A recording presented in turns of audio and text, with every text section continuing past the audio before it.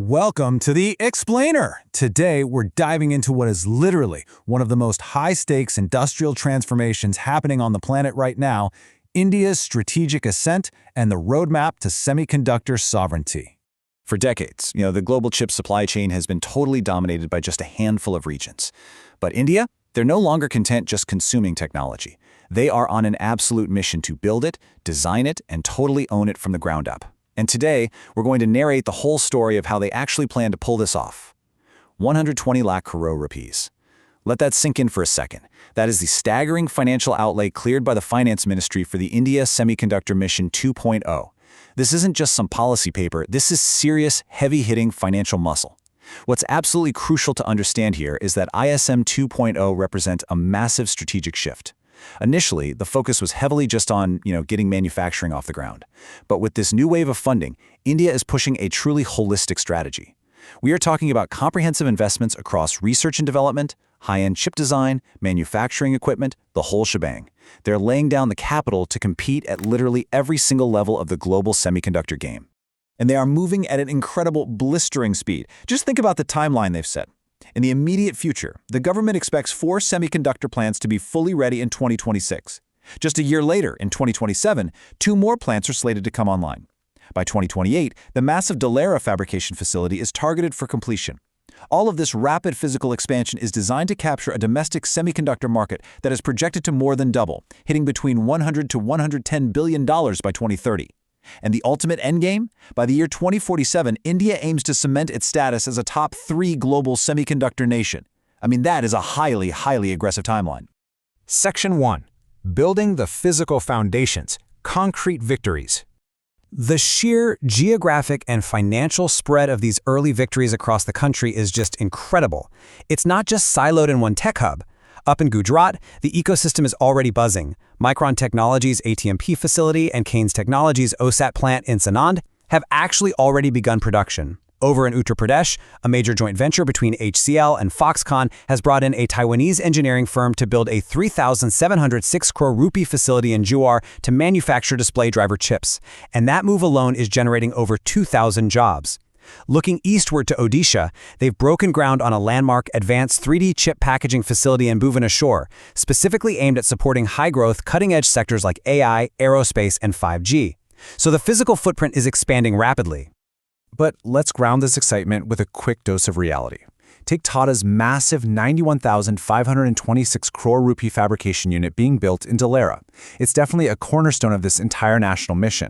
However, reports indicate that a mega project of this unprecedented scale is currently navigating some engineering hurdles and leadership churn. Now, this is entirely normal for this industry, but it serves as a critical reminder. Moving from groundbreaking to a fully operational, yield-producing fab is incredibly difficult. It requires overcoming some really intense, complex challenges. Section 2. Moving up the value chain. The Brain Trust. The real goal here is ditching that total reliance on foreign hardware and sparking indigenous breakthroughs. And India is hitting some major milestones on this front. First up, there's DHUV64, a fully indigenous 64-bit microprocessor. Every single local chip that gets designed and utilized means less reliance on imported hardware. Furthermore, the Ministry of Electronics and Information Technology has unveiled locally developed silicon photonics technology. This is massive for the future of computing, honestly, because silicon photonics enables the kind of lightning-fast, highly energy-efficient data transmission that modern AI and data centers absolutely demand. So they aren't just catching up, they're actively building for the next generation of tech. And let me tell you, the global titans are absolutely taking notice of this local brain trust. Because it's one thing for a nation to claim it as talent, it's a whole other ballgame when the biggest players in the world bet their business on it. Qualcomm, for instance, is now heavily relying on their Indian engineering teams to design highly complex, next-generation 2-nanometer chips.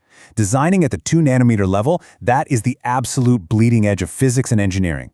On the AI front, Nvidia is signaling deep, deep confidence in India's sovereign AI push and local talent. They recently doubled down on their presence by signing a massive 10-year lease for a 7.6 lakh square foot office right in Bengaluru.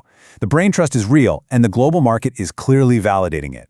So, we've got massive factory investments, and we have global giants setting up huge design teams. It sounds like a total victory, right? But is building factories and hosting foreign design teams actually enough to achieve true semiconductor sovereignty? Well, this brings us to a stark narrative pivot. Section 3. The Abyss, the Silicon Shackle Threat. Because underneath all this incredible optimism and those billion-dollar investments lies a very real subsurface danger. There's a sobering picture here, driven by what experts call the margin deficit. If you look at the global semiconductor value chain, the companies that own the fabless design and the intellectual property, the IP, they capture nearly 50% of the profits. Literally half the pie goes straight to the blueprint owners. Now consider the assembly, testing, and packaging, the ATP facilities. Those operations yield less than 10% of the profits. And right now, those are the exact facilities India is heavily subsidizing. If you only focus on the physical assembly without owning the IP, you're fighting for the absolute smallest piece of the financial pie. And the danger goes way beyond just profit margins. It really comes down to AI and compute dependency. The geopolitical risk here is profound. If India builds these massive state-of-the-art factories, but those factories rely entirely on foreign blueprints, foreign IP, and imported compute power, well, they aren't truly sovereign. Without establishing true intellectual property and AI sovereignty, India risks being reduced to what experts call a highly capable subcontractor. You're out there doing all the heavy lifting, but someone else completely holds the keys to the technology. So how do you escape this margin deficit? How do you avoid the silicon shackle? Section 4. Breaking the chains. Strategies for true self-reliance.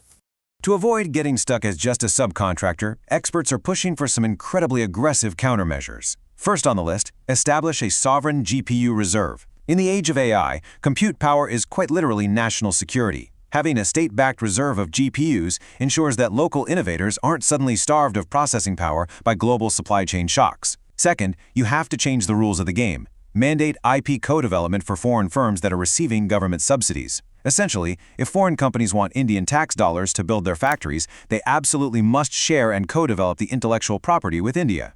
And third, heavily fund an indigenous Indi-LM foundational AI model. Owning the underlying AI foundation is the ultimate defense against compute dependency. Which leaves us with this massive multi-billion-dollar question. Will India establish true technological sovereignty, or will they hit a ceiling and remain a highly capable subcontractor? The ambition is undeniable, the timeline is super aggressive, and the physical foundations are being poured as we speak.